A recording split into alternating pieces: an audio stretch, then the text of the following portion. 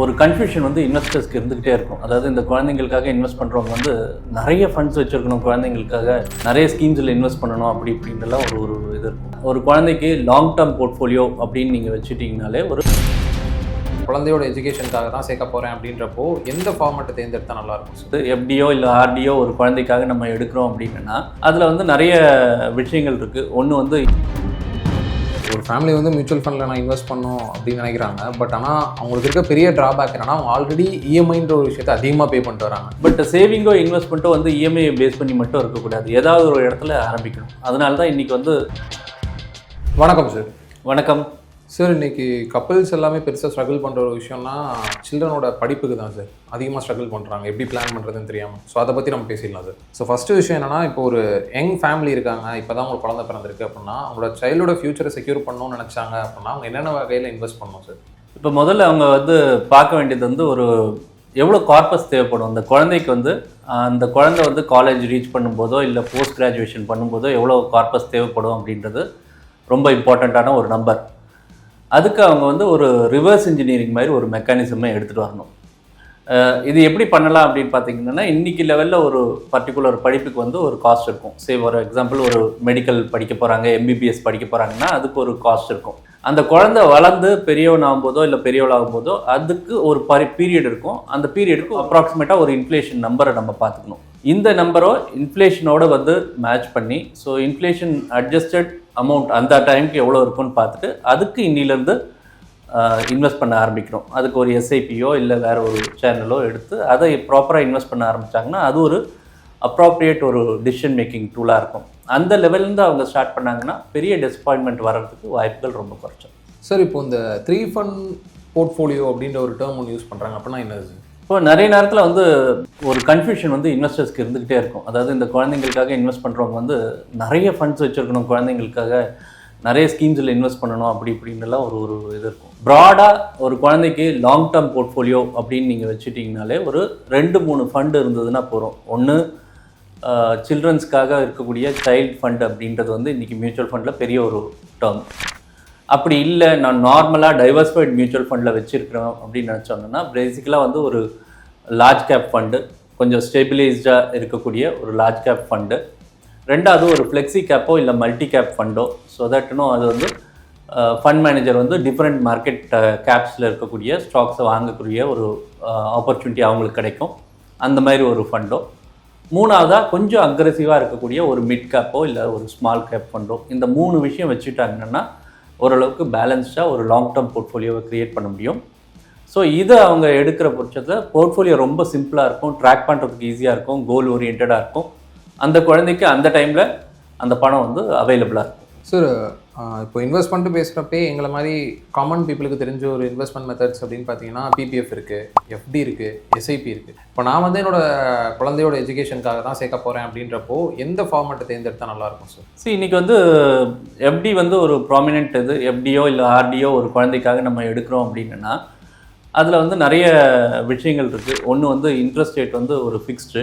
So ஒரு 6.5% 7% இன்றைக்கி லெவலில் வந்து ஒரு ஃபிக்ஸட் ரிட்டர்ன்ஸை நம்ம பார்க்க முடியும். அதே இது வந்து ஆர்டிலையும் ட்ரான்ஸ்லேட் ஆகும். சில பேர் வந்து டேக்ஸ் ப்ராக்கெட்டில் இருப்பாங்க, குழந்தை பேரில் இன்வெஸ்ட் பண்ணாலும் அவங்களுக்கு கிளப்பிங் ஆஃப் இன்கம்ன்ற இந்த ப்ரொவிஷன்ஸ் வந்து அப்ளிகபிள் ஆகும். ஸோ அந்த வருஷம் அவங்க வந்து டேக்ஸ் கட்ட வேண்டியிருக்கும். ஸோ இன்ட்ரெஸ்ட் ஆர்னும் அந்த ரேட்ஸ் வந்து அந்த எஃப்டி ரேட்டை தழுவி இருக்கும். ரெண்டாவது ஆப்ஷன் வந்து பிபிஎஃப். இப்போது ஆண் குழந்தைகளுக்கு பிபிஎஃப் ஆரணும், பெண் குழந்தைகளுக்கு நம்ம நிறைய தடவை பேசியிருக்கோம், இல்லை சுகன்யா சம்ரிதி அப்படின்ற ஸ்கீம் இருக்குது. ஸோ இந்த ரெண்டுமே இன்வெஸ்ட் பண்ணலாம். இப்போ பிபிஎஃப்பில் வந்து 7.1% வந்து ரிட்டர்ன் இன்றைக்கி இருக்கிறது. சுகன்யா சம்ரிதியில் 8.2% இருக்குது. இது ரெண்டுமே டேக்ஸ் ஃப்ரீ. ஆனால் ஒரே ஒரு விஷயம் என்னென்னா 1.5 லட்சத்துக்கு மேலே வருஷத்தில் இன்வெஸ்ட் பண்ண முடியாது, ஒரு கேப்பிங் இருக்கும். அதேமாரி ரிட்டர்ன்ஸும் வந்து அந்த 7.1 ஆகட்டும் 8.2 அப்படின்ற லெவலில் இருக்கும். லாங் டேர்ம் கமிட்மெண்ட்டு ஓரளவுக்கு சேஃபாக இருக்கும், நல்லா வளரும். ஆனால் மூணாவது ஒரு சாய்ஸ் அப்படின்றது வந்து இந்த மாதிரி ஃபண்ட்ஸு, மியூச்சுவல் ஃபண்ட்ஸில் சைல்டு ஃபண்டோ இல்லை வந்து ஒரு ஈக்விட்டியோ இல்லை ஹைப்ரிட் ஃபண்டோ அப்ராப்ரியேட் ஃபண்டோ எடுக்கிறோம் அப்படின்னா லாங் டேர்முக்கு அதோட ஹிஸ்ட்ரி பார்த்தோன்னா இந்த ரிட்டர்ன்ஸ் எல்லாம் விட அதிகமாக கொடுக்கக்கூடிய ஒரு ஆப்பர்ச்சுனிட்டிக்கு இருக்கக்கூடிய ஒரு இன்ஸ்ட்ருமெண்ட். ஒரு 10 இயர்ஸ்க்கு மேலே கோல் பீரியட் இருக்குது அப்படின்னும் போது அந்த வாலட்டிலிட்டி அதை ஷார்ட் டேர்மில் இருந்ததுனாலும் அதை பார்த்து பயப்படாமல் அதை ரெகுலராக இன்வெஸ்ட் பண்ணிட்டு வர பட்சத்தில் அந்த வாலட்டிலிட்டியே ஃப்ரெண்டாக மாறி ஒரு நல்ல ஒரு கார்பஸ் கொடுக்க முடியும். ஸோ இதில் எது பெஸ்ட்டு அப்படின்றது வந்து நம்ம ஒவ்வொருத்தருடைய நிலைமையும் பார்த்துட்டு அவங்களுடைய கம்ஃபர்ட்டையும் பார்த்துட்டு அண்டர்ஸ்டாண்ட் பண்ணிவிட்டு இன்வெஸ்ட் பண்ண வேண்டியிருக்கும். ஒருத்தர் வந்து இதோடைய கலவையாக வந்து இதோட காம்பினேஷனாக வச்சுருந்தாங்கன்னா அது கொஞ்சம் பெட்டரான ஸ்ட்ராட்டஜியாக இருக்கும். சார் இப்போது ஒரு ஃபேமிலி வந்து மியூச்சுவல் ஃபண்டில் நான் இன்வெஸ்ட் பண்ணணும் அப்படின்னு நினைக்கிறாங்க. பட் ஆனால் அவங்களுக்கு இருக்க பெரிய ட்ராபேக் என்னன்னா அவங்க ஆல்ரெடி இஎம்ஐன்ற ஒரு விஷயத்தை அதிகமாக பே பண்ணிட்டு வராங்க. ஸோ இந்த நேரத்தில் இந்த இன்வெஸ்ட்மெண்ட்ஸையும் பண்ண முடியாமல் போயிடுது. ஸோ இதுக்கு என்ன சார் பண்ணலாம்? இஎம்ஐன்றது ஒரு பேர்டன் ஜென்ரலாக. அதனாலேயே நிறைய பேர் சொல்லுவாங்க, சார் எனக்கு இஎம்ஐ ஓடிட்டுருக்கு சார், சேவிங் பண்ண முடியல அப்படின்ட்டு. பட் சேவிங்கோ இன்வெஸ்ட்மெண்ட்டோ வந்து இஎம்ஐயை பேஸ் பண்ணி மட்டும் இருக்கக்கூடாது, ஏதாவது ஒரு இடத்துல ஆரம்பிக்கணும். அதனால தான் இன்றைக்கி வந்து ஏதோ ஒரு சின்ன அமௌண்ட்டில் வந்து உங்களுடைய எஸ்ஐபியை ஸ்டார்ட் பண்ணுங்கள். அதுக்கப்புறம் போக போக வந்து ஸ்டெப் அப் எஸ்ஐபி அப்படின்றது இருக்குது. உங்களுடைய இன்க்ரிமெண்ட் வரும்போதோ உங்களுடைய இன்கம் ஏறும்போதோ நீங்கள் இந்த ஸ்டெப் அப் ஆப்பர்ச்சுனிட்டியை யூஸ் பண்ணிக்கலாம். இந்த ஆப்பர்ச்சுனிட்டியை யூஸ் பண்ணும்போது உங்களுடைய கோலும் வந்து பெரிய அமௌண்ட் வேண்டி இருக்குது அப்படின்னா சின்ன லெவலில் ஸ்டார்ட் பண்ணி இயர்லி ப்ராப்பராக இன்க்ரீஸ் பண்ணிகிட்டே போகும்போது அந்த அமௌண்ட்டையும் ஒரு பர்டிகுலர் பீரியடில் ரீச் பண்ணுறதுக்கு ஒரு நல்ல ஒரு ஆப்பர்ச்சுனிட்டி இருக்குது.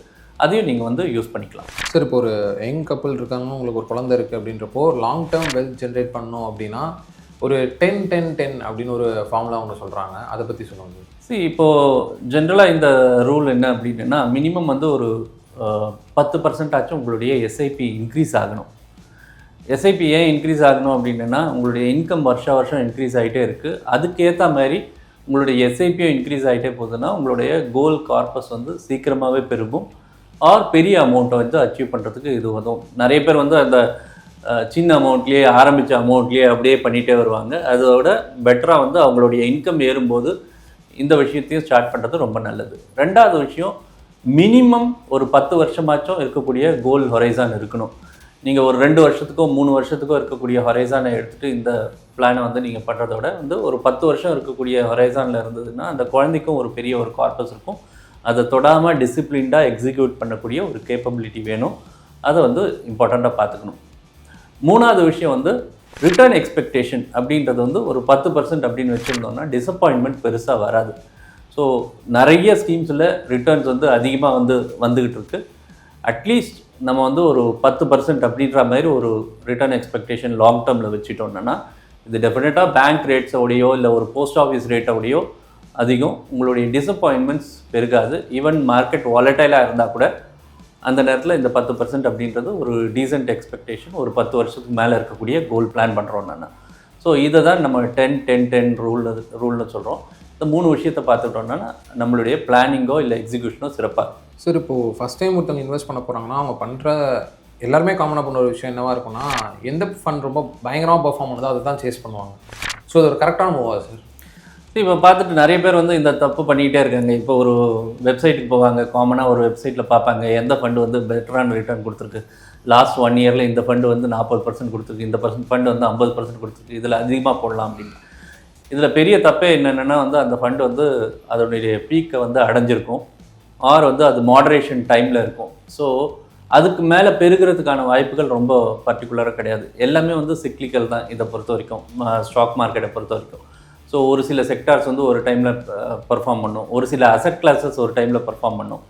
ஸோ இது மாதிரி நம்ம ஒரு பர்டிகுலர் அசட் கிளாஸையோ ஒரு செக்டாரையோ பார்த்துட்டு அந்த டைமில் பாஸ்ட் ரிட்டர்னை பார்த்து இன்வெஸ்ட் பண்ணுறோம் அப்படின்னா இது நம்ம வந்து நம்மளுடைய போர்ட்ஃபோலியோவை வந்து பின்னோக்கி எடுத்துகிட்டு போயிடும். அதை விட பெட்டர் வந்து ஃபார்வர்ட் லுக்கிங்காக எது நல்லாயிருக்கும் அப்படின்றத பார்த்துட்டு இன்வெஸ்ட் பண்ணுறது ரொம்ப நல்லது.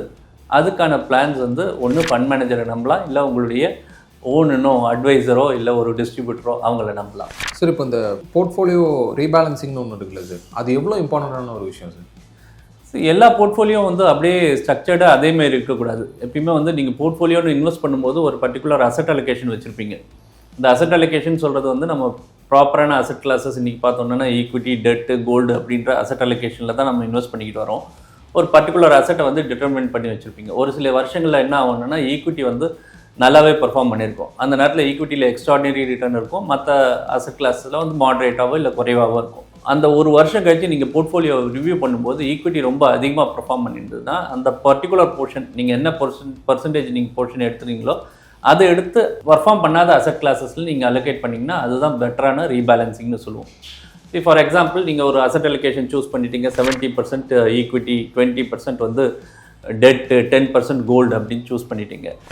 அந்த வருஷத்தில் வந்து ஈக்விட்டி வந்து ஒரு 20% மேலே போச்சு அப்படின்னா 70ன்னு இருக்கிறது வந்து 84 இருக்கும். ஸோ அப்போ அந்த 70ன்றதுக்கு குறைச்சி எடுத்துகிட்டு வர்றதுக்கு அந்த பர்டிகுலர் போர்ஷனை வந்து நீங்கள் புக் பண்ணிவிட்டு மீதியை வந்து நீங்கள் இந்த கோல்டும் டெட்டில் இன்வெஸ்ட் பண்ணிங்கன்னா அந்த அசெட் கிளாஸை அடுத்த வருஷம் அதிகமாக பர்ஃபார்ம் பண்ணலாம்.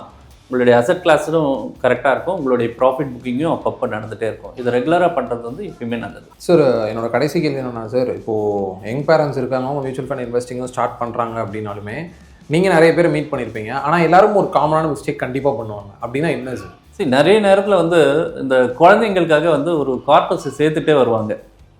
ஏதோ ஒரு எமர்ஜென்சி வரும், வீட்டில் ஒரு பண தேவைக்கான எமர்ஜென்சி வரும். அப்போ அந்த குழந்தைங்களுக்காக வச்சுருந்த பணத்தை வந்து எடுத்து செலவு பண்ணிவிடுவாங்க. இது வந்து பெரிய மிஸ்டேக்கு. ஒரு நிறைய பேரை பார்த்துருக்குறேன். அவங்களுக்கு வர பண தேவைகளுக்காக வந்து இந்த குழந்தைங்களோட கார்பஸை எடுத்து செலவு பண்ணும்போது அந்த குழந்தைங்களோட படிப்பு டைமில் வந்து கார்பஸ் இருக்காது, கடன் வாங்க வேண்டியிருக்கும். இந்த மாதிரி விஷயங்கள் வந்து அதிகமாக வந்து நிறைய வரும். இல்லை ஒரு கல்யாணத்துக்காக வச்சுருந்த கார்பஸை எடுத்து வேறு ஏதோ ஒரு பிஸ்னஸில் மாற்றி போட்டிருப்பாங்க. இந்த மாதிரி விஷயங்கள் எல்லாம் வந்து அவங்க அவாய்ட் பண்ணாங்கன்னா ரொம்ப நல்லது. ஒரு குழந்தை அப்படின்னும் போது அந்த குழந்தைக்காக எஜுகேஷனுக்கோ இல்லை மேரேஜுக்கோ எதுக்காக எடுத்து வச்சுருக்கோமோ அந்த கார்பஸை அந்த பர்டிகுலர் பர்பஸ்க்காக நம்ம வச்சுருக்கிறோம். அதை தொடாமல் அதை அந்த பர்பஸ் வரைக்கும் வச்சுருக்கிறது ரொம்ப நல்லது. அதை ஏதோ ஒரு அவசரத்துக்காக யூஸ் பண்ணாமல் இருக்கிறது ரொம்ப ரொம்ப நல்ல விஷயம். ஓகே சார், ரொம்ப நன்றி சார். ரொம்ப நன்றி.